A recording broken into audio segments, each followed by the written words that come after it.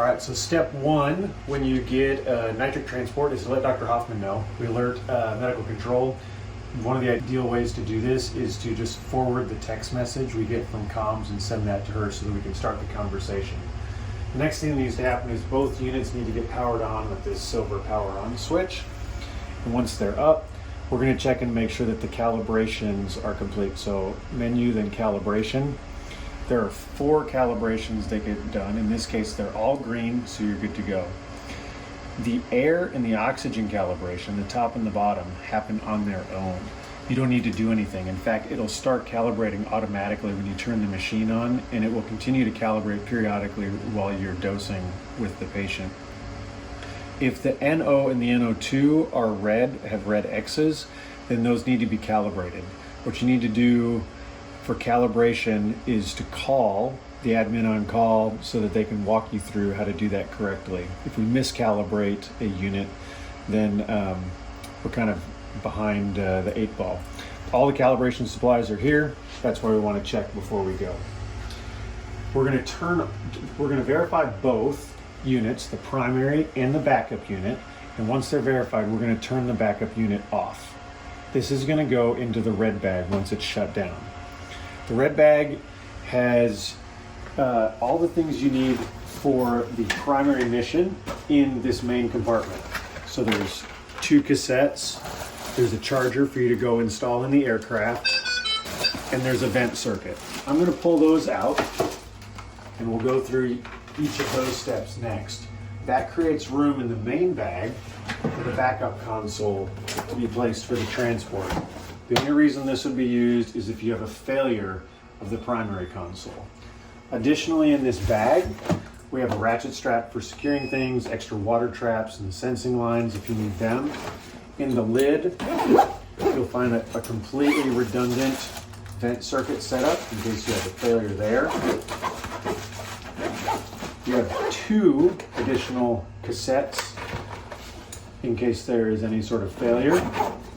And finally, in this end is a pre-set up BVM kit in case of a vent problem.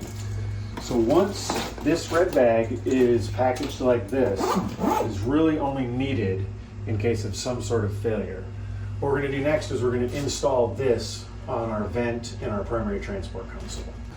All right, so you're going to take the charger, install it in the aircraft, and then we're going to connect the circuit, these pre-formed circuits, to both the ventilator and the console.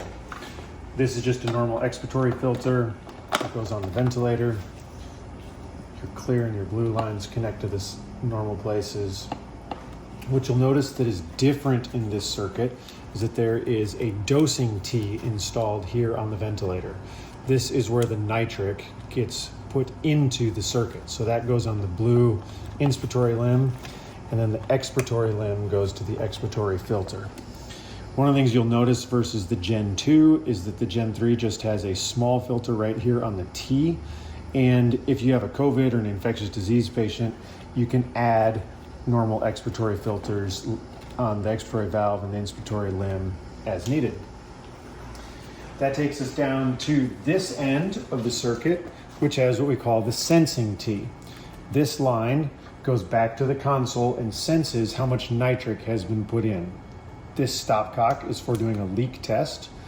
And both of these lines, the dosing T and the sensing T, are connected to these red and blue lines. Red is dosing, blue is sensing. The blue line goes right on the water trap, and the red line goes right on the console. So nitric goes in through the red line, goes over to the dosing T, puts in what they believe is the right amount. It comes down here and mixes with the air from the ventilator. It senses here, and then sends back to the machine how much nitric was actually delivered.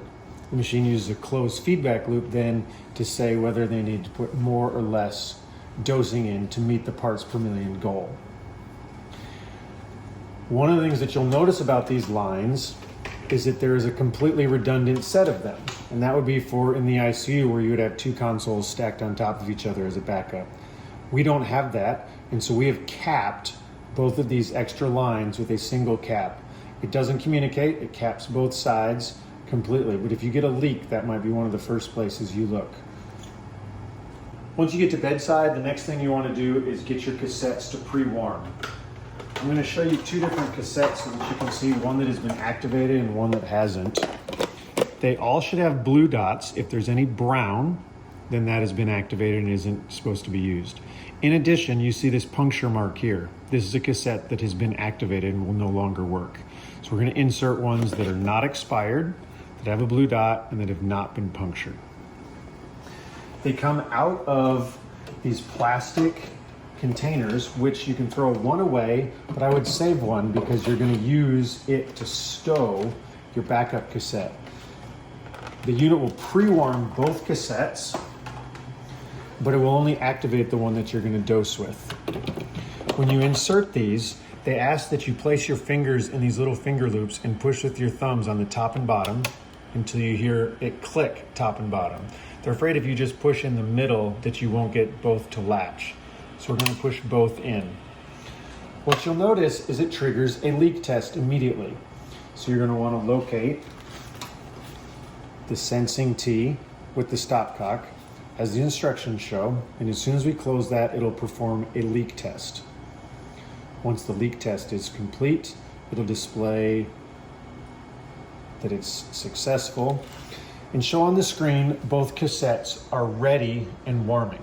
You could start dosing now, but you'll have trouble reaching your target. They're both light green, and they're going to display ready and warming until they're ready to go.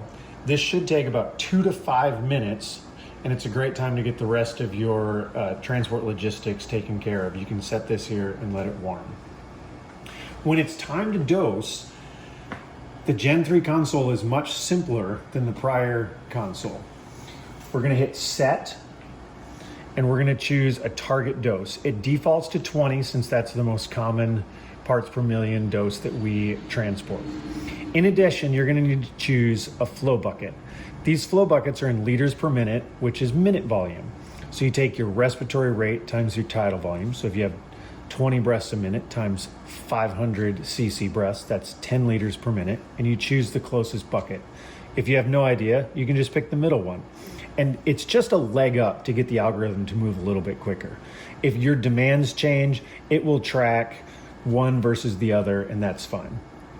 As soon as we hit OK, it's going to activate one of these and begin dosing. So this OK button punctures the cassette and begins dosing. Before we do that, you want to make sure that the ventilator is connected to the patient and it's on and running. Remember, flow to go. So you're going to get your vent set, you're going to get it on the patient. Once it's connected to the patient, we hit start ventilation, and then, and only then, do we hit OK. You'll hear the motors kick on. It's going to choose one of these to activate, whichever one warmed up the quickest. In this case, it's the left one, and it shows dark green that it is dosing. The other one remains unactivated but warm in case it needs to transfer over to it. You'll have 3 monitored parameters on the screen during transport. The first one is the nitric, which you're going to compare to your target nitric that you've set. You will see this go up and down throughout the transport as the minute volume changes and the machine adjusts the amount of nitric to the correct concentration. NO2 is the toxic gas that can accumulate in the presence of oxygen and nitric together. You'll see a spike in this if you did not have flow to go and you had nitric in this line before you pushed a breath in. Or sometimes you'll see this if you have really high concentrations of oxygen, like 100%, and a high nitric dose, like 60 parts per million. If this goes above 2, it alarms, and if it hits 3, it actually stops dosing until this drops below 3 again. Then the alarm clears and it starts dosing at the previous setting. The last monitored parameter is FiO2, which is actually a little bit more accurate than what you've set on your ventilator. In this case, we've set on our ventilator 65%, but because we're pushing a little bit of room air in with the nitric, the actual inspired oxygen is 62%. All these are getting measured right here at the sensing T. Other things you'll see on the screen is a battery. We anticipate 2 to 4 hours worth of battery life, and you can see an estimated minutes remaining. You also have both of your cassettes here, and we don't anticipate seeing this in transport, but should one of these get depleted, it's automatically going to switch over to the backup cassette, which in this case is this one. It will activate it by puncturing it, and then it will eject this one where you can pull it out. Neither of these can be pulled out right now because they are locked into place for pre-warming. The last thing on the screen is the button at the top that says switch to manual. Should you have a failure on your ventilator and you need to bag the patient, you're going to click this button, and it's going to confirm that you do indeed want to switch to manual dosing. You're going to plug in this BVM line right here in the BVM port. And again, there's two lines. One is capped, and that's for the backup console. This gets plugged in, and then your BVM gets plugged into wall oxygen.